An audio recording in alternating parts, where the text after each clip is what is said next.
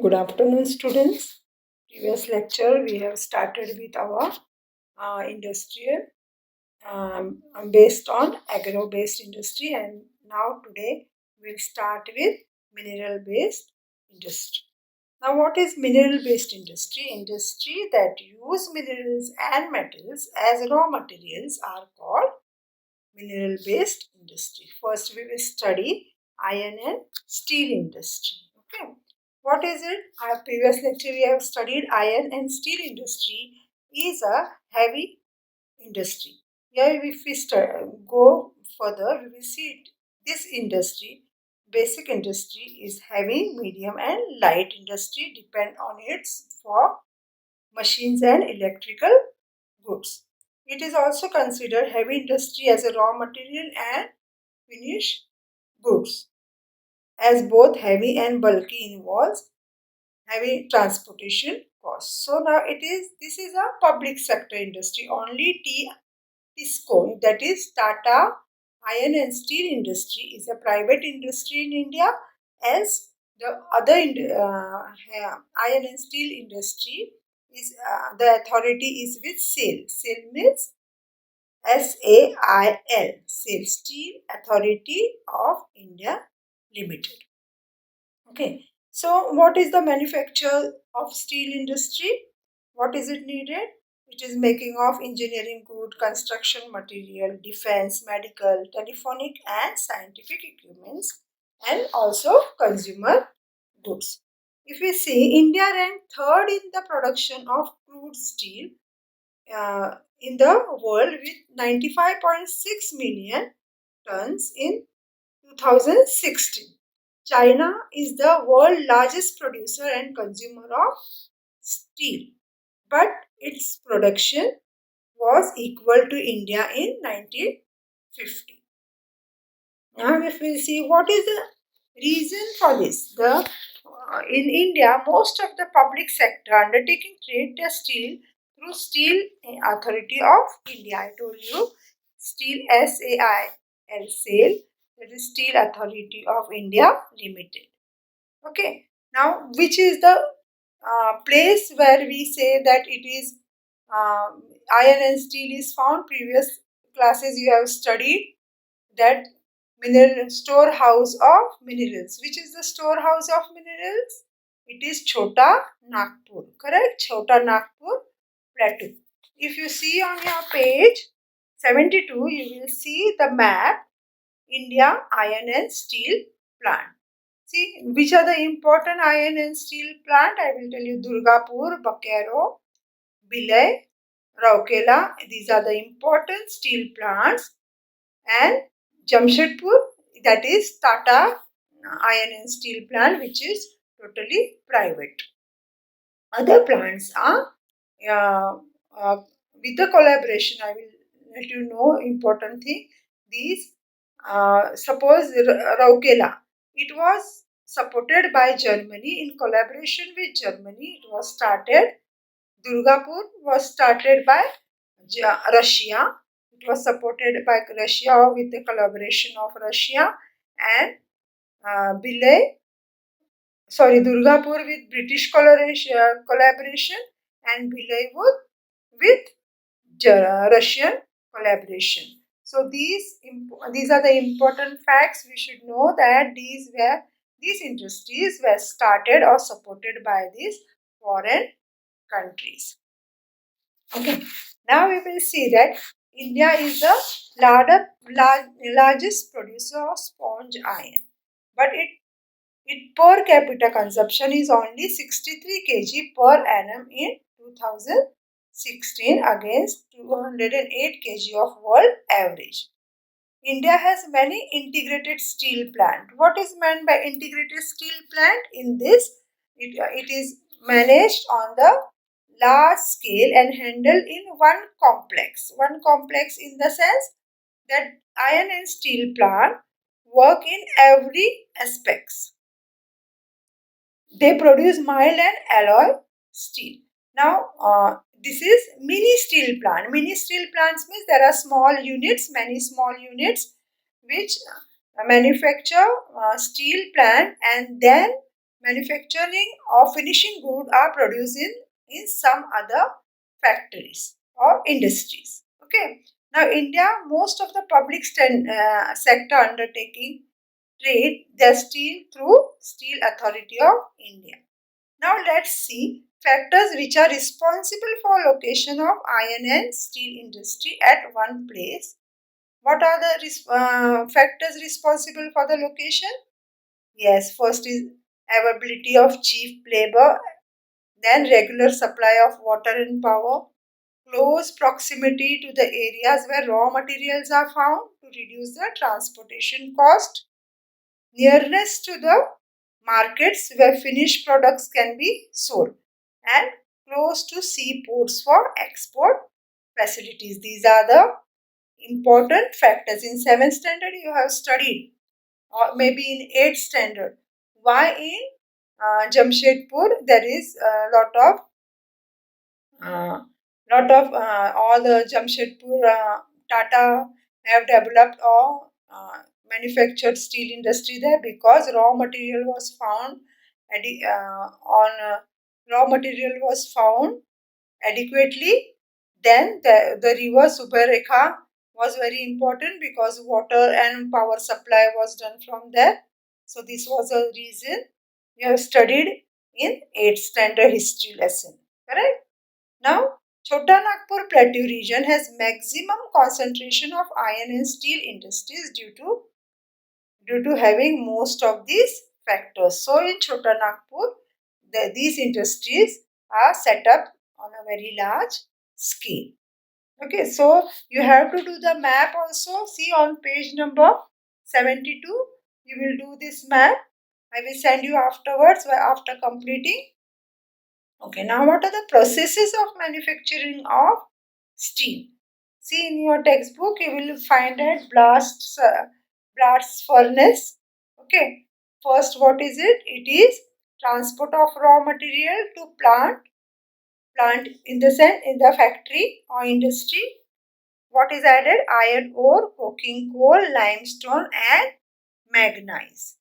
Then after that, iron ore is melted, limestone is fluxing material which is added, slag is removed, coke is burned to the heat the ore.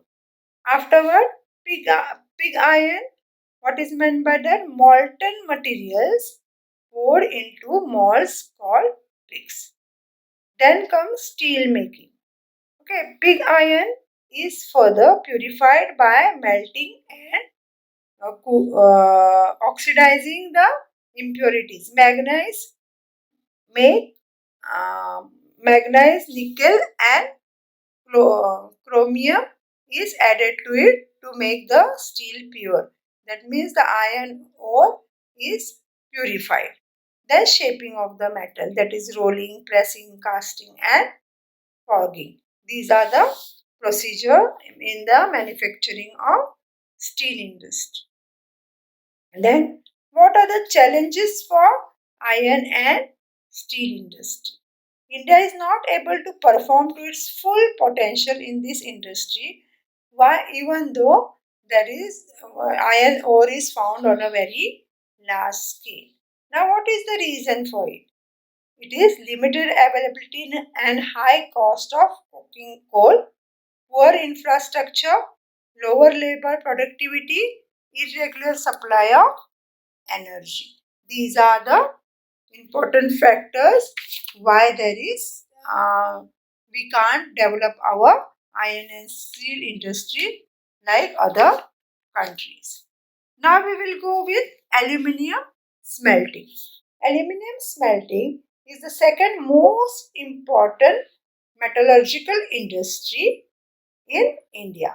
What is the raw material for it? The raw material is bauxite, okay, which is a very bulky, dark reddish colored rock.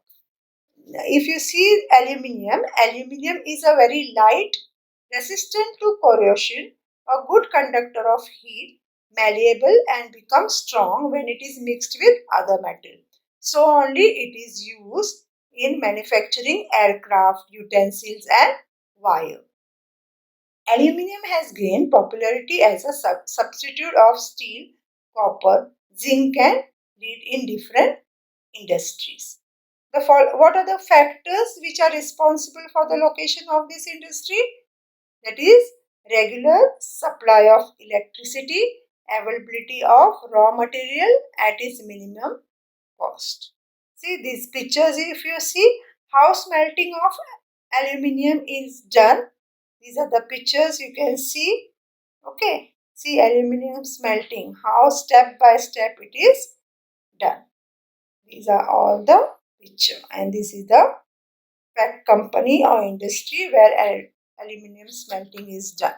In India, aluminium smelting plants are located in Odisha, West Bengal, Kerala, Uttar Pradesh, Chhattisgarh, Maharashtra, and Tamil Nadu.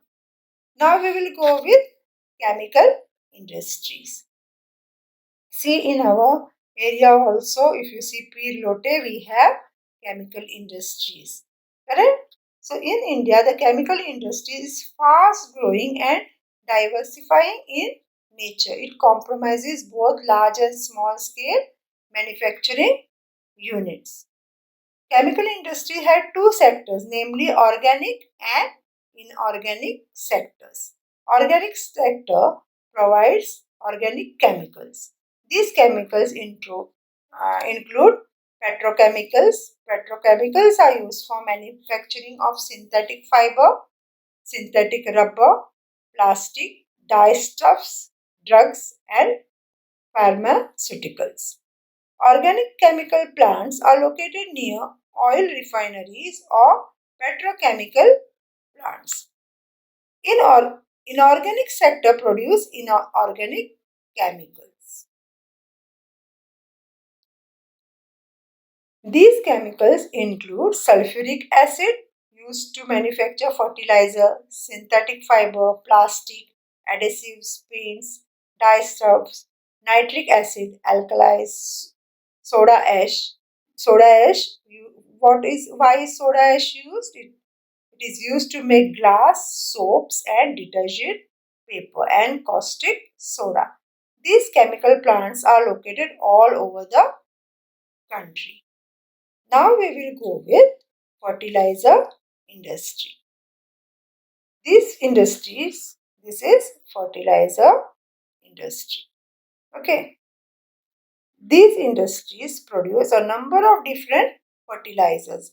In our area, in MIDC, so many fertilizer industries are there like Nosil, correct? It is the most famous factor industry in our case. This industry produces a number of different fertilizers. These fertilizers includes nitrogenous fertilizers like urea, phosphatic fertilizers, and phosphate, that is diammonium phosphate. It also produces complex fertilizers which are produced by nitrogen, phosphate, and potash. India imports potash from other countries. Nitrogen and phosphate is found in adequate here in India, but for phosphate, India has to import them from other countries because we do not have any reserves of commercially usable phosphate or potassium compounds in any form. See, nowadays, previously we have also studied that green revolution, correct? Many in geography you have studied about green revolution. But nowadays it is found that due to green revolution, what has happened? The fertility of the soil has decreased, correct? So once the land is used for agriculture using this type chemical fertilizers, it becomes it degrades and degradation, and then it is not useful or it is unable for use for next cultivation. So land has turned barren or infertile. So nowadays these fertilizers are in problem. Okay, the green revolution provided a boost to the industries in the country. Around half of the fertilizer production is done by Gujarat, Tamil Nadu, Uttar Pradesh, Punjab and Kerala. Other important producers are Andhra Pradesh, Odisha, Rajasthan, Bihar, Maharashtra, Assam, West Bengal, Goa, Delhi, Madhya Pradesh and Karnataka. Now we will see the cement industry, which is very important for construction, correct? The first cement plant was set up in Chennai in 1904. After independence, the industry flourished in India. Cement is the basic requirement for construction activities like building houses, factory, bridge, roads, airport, dams, and other commercial establishments. Now, let us see the factors which are needed to set up cement industry. Which are the where it can be set up and where there is availability of bulky and heavy raw materials such as limestone, silica, and gypsum. Availability of coal and electric power to run the industry, and good transport networks such as rail transport. Secondly, we need lot of coal, electricity to run the industry and good transport network also. Third, the cement industry has established its plants in Gujarat because the state provides access to the market in the Gulf countries. So, Indian cement industry has found the market in East Asia, Middle Asia, Africa, South Asia. The country also has a large domestic demand for cement. So, cement is also a very important industry in India. Okay, now what we have to do is you will write your own points, prepare your own MCQs. Why I am telling you to prepare your own MCQs? So you are going to read the textbook thoroughly, and for your midterm you will have MCQs, and again I want to repeat this, that you will have assertion and reasoning and MCQs for your midterm. So we have to prepare a lot for this. So you have to prepare your own MCQs. Do the map. I will also send a map of previous lesson. That is water. I have told you that is your self assessment, or you are going to get 5 marks for that map. In Ganpati vacation, we are going to do activity of water. Okay, so this map activity, I will send you the map. Most of the students have done it correct, but few have done mistake in location. So I am going to send you, just check and correct yourself. Thank you.